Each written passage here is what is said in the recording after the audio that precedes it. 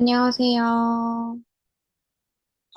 좀 늦게 키긴 했는데 빠르게 좀 진행을 해보도록 하겠습니다.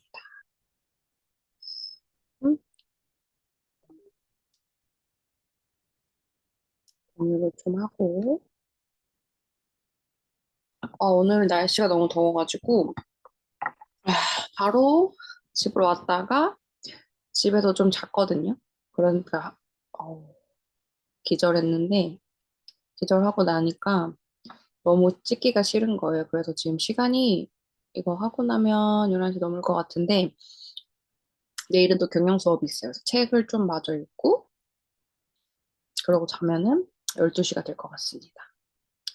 그래서 후딱 할 거고, 우리 기말고사는 22일, 6월 22일 418호에서 보는 거고, 뭐지? 시험 예상 문제는 우리 과대표한테 전달해드렸어요. 전달받아서 하시면 되고, 여기에도 올릴 수 있는 한글 페이지여가지고,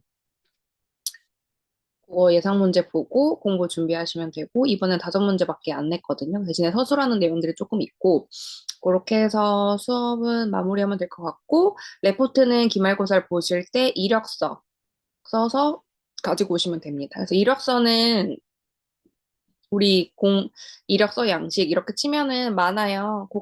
보시고 참고하셔서 이력서 준비하셔가지고 하시면 좋을 것 같습니다. 왜냐면 우리 지금 2학년 2학기 이제 말이기 때문에 이력서 제출할 일들이 앞으로 많아질 거예요. 그래서 이력서를 조금 미리 한번 써보면 좋을 것 같아서 이력서로 레포트를 대체해서 준비하는 걸로 그렇게 준비를 했습니다. 됐죠? 음, 공유를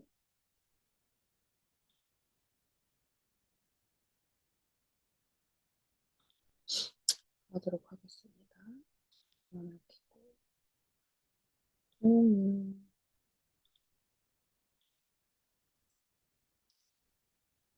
있나요? 우리 저번 시간에 여기 안부터 하면 됩니다. 그래서 문제 슬라이드부터 399페이지.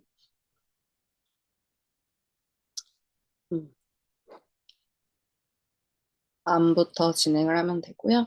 일단은 바람인자를 자극하는 요인은 우리가 흡연이 있대요. 가장 크고 흡연으로 인해 발생할 수 있는 암은 폐암, 후두암, 구강암, 식도암 등이 있고 흡연으로 인한 암 발생은 흡연을 하지 않으면 예방된다는 연구 결과를 볼 때 금연의 중요성을 알 수 있다. 그래서 흡연이 그만큼 암을 유발할 수 있는 요인이 크다라는 거 보시면 좋을 것 같습니다.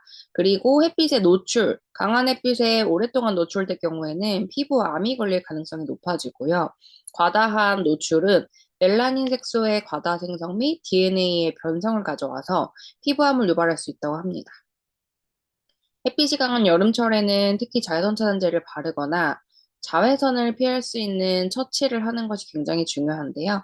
여기서 말하는 암은 우리 피부암 얘기하는 거예요. 자외선 많이 받는다고 다른 암이 생기지는 않아요.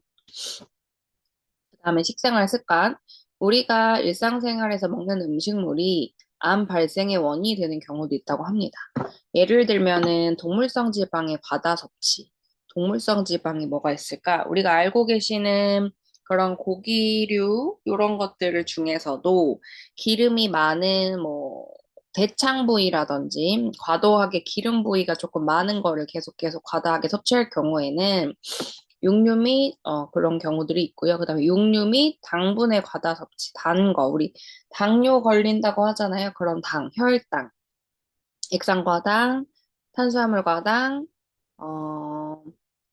뭐 있을까? 유당, 우유도 당이라고 해요. 이런 당들의 과다 섭취가 일어나면 이런 또 암에 걸릴 수 있는 환경이 많이 되고요. 그 다음에 과다한 소금을 함유한 나트륨이 높은 음식. 음, 일반적인 사실 천일염이나 진짜 좋은 소금 같은 경우에는 과다 섭취하는 게 몸에 나쁘진 않대요. 우리 이태리는 진짜 귀한 손님이 오면 소금이 되게 귀하고 비싼, 어쨌든 해안가긴 하지만 화면이 바다로 둘러싸여 있긴 하지만 그래도 그 나라에서 가장 좋은 추출되는 가장 좋은 소금을 이용해서 그 소금으로 요리를 대접하는 것이 귀한 손님이 왔을 때 좀 대접하는 게 가장 좋은 예법이라고 하거든요. 그래서 이태리 음식들이 진짜 엄청 짜요. 그런 좋은 소금 말고 우리가 편의점에서 파는 그런 가공식품들이 다 나트륨에 절여 있다고 보시면 돼요. 그래서 과다한 나트륨에 되어 있는 음식들, 과다한 소금들이 많이 함유된 짠 음식들을 많이 먹게 되는 경우 식습관에서 우리가 암이 생길 확률이 높고요. 그 다음에 높은 온도로 조리한 음식, 이런 것들, 훈제되고 절인 음식들이 암 발생의 주요 원인이 된다. 이건 대표적으로 소세지, 참치캔, 꽁치캔, 이런 인스턴트 음식들, 높은 캔과 같이 높은 온도로 조리된 거, 이런 것들이 훈제, 탄 음식, 고기 탄 거, 이런 것들이 암 발생의 주요 원인이 됩니다. 그러므로 신선한 야채와 과일을 충분하게 먹는 등 올바른 식습관을 갖는 것이 암 예방에 효과가 있다고 합니다.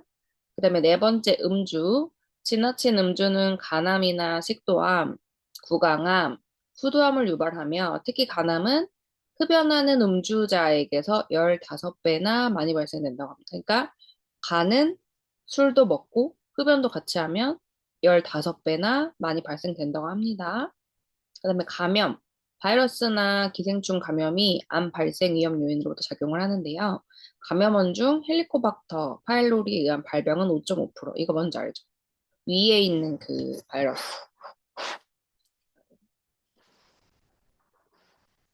요게 그렇고 인유두종 바이러스. 이거는 우리 HPV 백신 맞죠? 5.2%. B형 간염은 보통 보균이에요. 엄마나 모체로부터 B형 간염을 가지고 있는 사람들은 그 B형 간염에 걸릴 확률이 높고 C형 간염도 마찬가지입니다. 이런 것들이 4.9% 정도로 알려져 있다. 그래서 우리 헬리코박터 파일로리 이거 되게 유명한 윌이라고 하는 거 음료 나오죠. 요거는 가족이 같이 식사하고 숟가락 같이 쓰고 뽀뽀하고 이러면 이제 유전적으로 다 옮긴다고 하고 인유두종 바이러스도 요즘에 청소년부터 남자들까지 다 맞게 하죠. 이게 HPV 자궁경부암을 유발하는 대표적인 바이러스입니다. 그래서 요거는 우리 예방접종을 다 맞죠. 그리고 이런 것들 다 비형 예방접종, C형 예방접종 다 맞습니다. 그래서 이는 예방접종으로 예방할 수가 있고요. 그 다음에 환경오염물질로는 타르가 어디 많이 들어있냐면 페인트, 네일아트 그 하는 그 팔리시, 벤젠, 크롬 이런 거 페인트, 성면 우리는 그 새집중후군 가면 벽에 석고보드 그 성면 중 대기의 오염물질에 암을 일으키는 것으로 밝혀졌고요. 예방을 위해서는 각 개인이 이런 물질에 노출되는 것을 피해야 하고 이러한 화학물질을 완전히 처리해야 한다. 본드 뭐 이런 것들 들어있습니다. 암 위험성을 줄이는 방법. 암 증상을 인식하기 어려우며 몸의 이상 증상을 느껴서 진단이나 치료를 하고자 할 때는 이미 치료가 불가능하대요. 보통 암은 건강검진에서 다 확인이 되고 정기적인 검진을 해야 해서 다 발견이 되거든요. 사실 여러분들이야 뭐 암에 대해서 아직 나이가 어리니까 주변에도 암이 있거나 막 그렇지는 않겠지만 최근에는 암 발생 빈도가 진짜 높아져서 교수님 친구들도 암 걸린 사람들이 진짜 많아요. 그러니까 30대부터 요즘엔 암에 걸리는 경우들이 많고 예전처럼 막 나이가 이제 암이라고 하면 5, 60대 전유물이 아니라는 거. 이제 젊은 친구들도 특이한 희귀한 암들이 좀 많이 생긴다는 거. 이게 왜 그러냐면 환경오염이 조금 많이 심해져서 요즘엔 젊은 친구들도 좀 암이 많고, 그 다음에 요즘에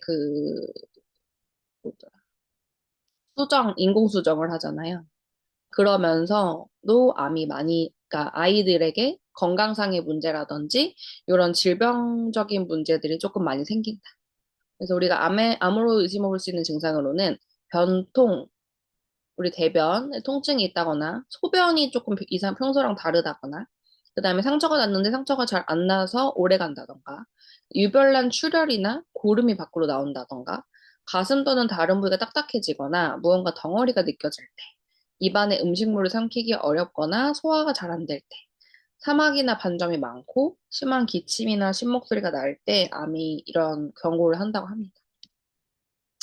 예방으로는 금연, 간암 예방접종, 건강한 식사 습관 및 생활 습관 등을 통해 암의 3분의 1이 예방 가능하며 암 검진을 통하여 암의 또 다른 3분의 1을 예방할 수 있다고 합니다. 피부암. 피부암은 우리가 전공하고 있으니까 피부에 대해서 좀 초반에 나오는 것 같은데, 편평상피세포암이라고 해서 표피의 각질 형성 세포에서 유래한 악성 종양이고요. 종양의 크기 및 깊이, 원인, 해부학적 위치, 조직학적 특성에 따라서 전이 등 생물학적 양상이 기저세포암보다 복잡한 비흑색종 피부암이라고 합니다. 네, 기저세포암. 표피의 최하층인 기저층이나 모낭을 구성하는 세포가 악성화한 종양으로 각질 형성 세포나 모낭, 에크린 한선, 여기 겨드랑이에 있는 에크린 한선 등의 피부 부속기에서 발생을 한다고 합니다. 그다음에 악성 흑색종. 이거는 조금 많아요. 멜라닌 색소를 만들어내는 멜라닌 세포의 악성화로 생긴 종양으로 멜라닌 세포가 존재하는 부위에는 어디에나 발생할 수 있으니까 우리 몸에 멜라닌 세포가 사실 전신에 다 할 수 있고 존재할 수 있거든요. 그래서 피부에 발생하는 경우가 가장 많다고 합니다. 이걸 우리가 뭐 검버섯으로 보기도 하는데요. 이걸 우리 악성 흑색종이라고 합니다. 그 다음에 우리 소독과 살균으로 넘어가면 될 것 같아요.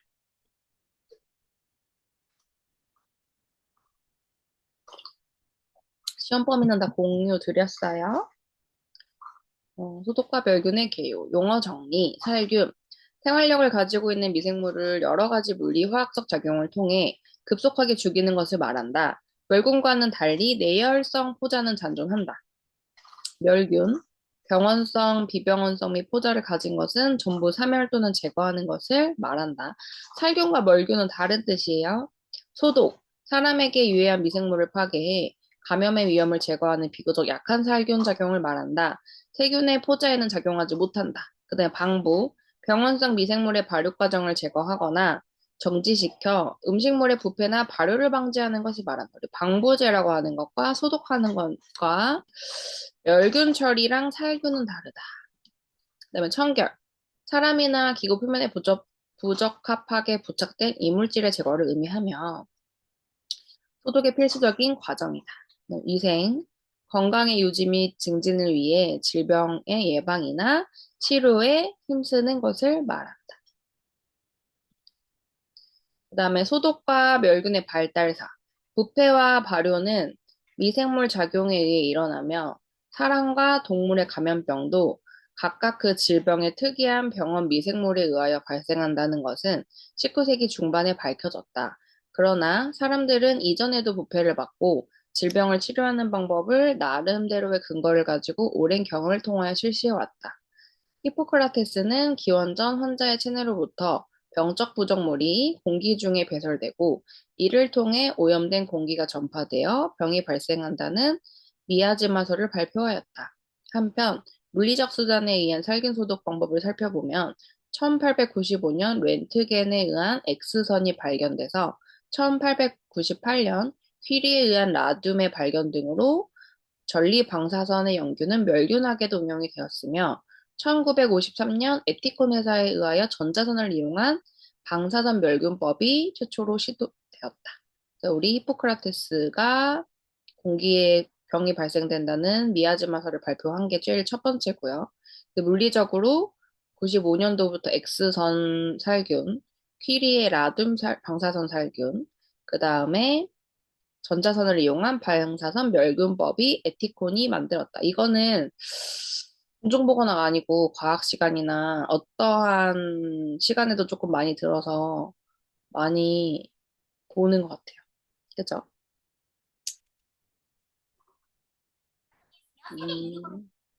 그 다음에 이후 방사선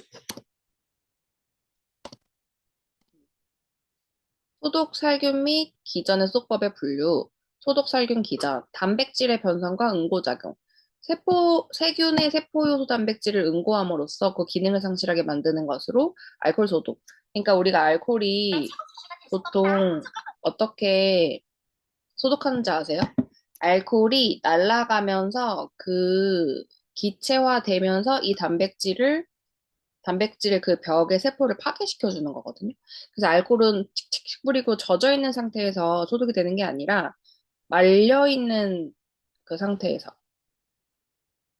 말라야지만 효과가 된다고 합니다. 어떻게 되냐면 이 박테리아나 바이러스의 세포막 또는 세포벽이 파괴돼서 영양물질과 노폐물의 선택적 투과 기능을 제거하고 원형물질을 객출, 그러니까 객담, 객출 이런 것들을 밖으로 빼서 미생물체를 사멸시키는 것으로 활성산소 등의 산화작용에 의한 살균이 대표적이라고 합니다.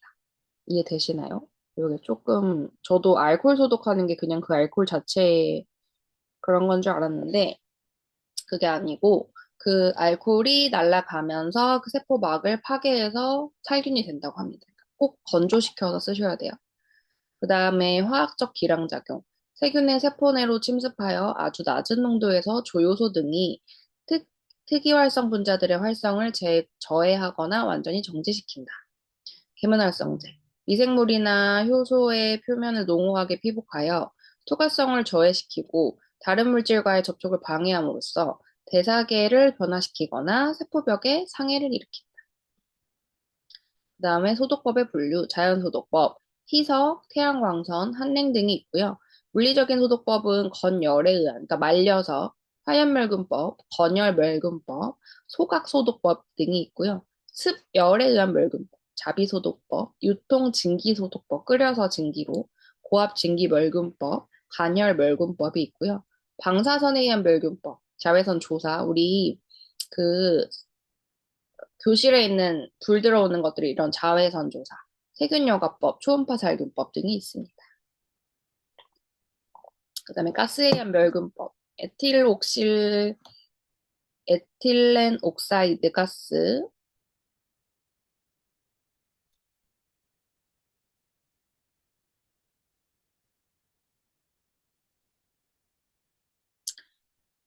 포름알데히드, 오존 등이 있고 화학적 소독법은 역성비누, 계면활성제, 페놀화합물과 과산화수소 등이 있습니다. 우리 옛날에는 과산화수소로 다 소독했어요. 귀 뚫었을 때도 과산화수소로 했고 상처 났을 때도 과산화수소로 했고 소독약이 그렇게 많이 발달되지 않았을 때가 있었어요. 지금은 소독약이 워낙 많지만 90년대만 해도 과산화수소로 다 소독을 했습니다. 소독 시에 고려할 사항과 주의사항. 소독 시 고려할 사항은 첫 번째, 유기체의 특성. 포자가 있는 유기체 등은 쉽게 살균되지 않는다. 포자, 이렇게 동그란 포자가 있는 거. 유기체의 수. 유기체가 많으면 많을수록 파괴하는데 시간이 오래 걸린다. 세 번째, 기구의 유형, 좁은 관, 갈라진 틈 등에 있는 물품은 특별한 관리가 또 요구된다. 4. 기구의 사용 의도. 가능한 멸균된 물품을 사용해야 한다. 5. 멸균과 소독을 방법의 유용성과 실용성 근거로 결정된다. 6. 권장된 시간을 준수해야 한다. 소독 시 주의사항. 소독할 물건의 성질에 유의하여 적당한 소독약이나 소독법을 선택하여 실시하여야 한다. 두 번째, 병원 미생물의 종류와 멸균, 살균 또는 소독의 목적과 방법, 그리고 소독 시간 등을 미리 염두에 둔다. 세 번째, 소독약을 사용할 때마다 필요한 양만큼 조금씩 새로 만들어서 쓴다. 4. 약품에 따라 밀폐해서 냉암소에 보관한다. 5. 라벨은 더러워지지 않도록 하며 다른 것과 구별되도록 한다. 소독약의 구비 조건까지 하고 다음 시간에 하도록 하겠습니다. 소독약의 구비 조건. 첫 번째, 살균력이 강해야 한다. 미량으로도 효과가 클 것. 두 번째, 물품의 부식성, 표백성이 없어야 한다. 그다음에 세 번째, 용해성이 높고 안정성이 있어야 한다. 네 번째, 침투력이 강해야 한다. 다섯째, 경제적이고 사용 방법이 간편해야 한다. 여섯째, 독성이 약하여 인체에 해가 없어야 한다. 일곱 번째, 식품의 사용 후에도 수세가 가능해야 한다. 물로 씻는 게 가능해야 된다. 여덟 번째, 불쾌한 냄새가 없어야 한다. 여기까지 우리 하고 2교시에 돌아올게요. 우리 여기까지 진도가 나가고 보강은 시험 문제 찍어줄게요. 그리고 나서 아니다. 시험 문제 찍는 거는 한 타임이면 되니까 사실 뭐가 많이 없어서 수업 진도 더 나가고 시험 문제 찍고 그렇게 마무리하면 될 것 같습니다. 여기서 담 미생물 총론부터 시작을 다시 할게요. 우리는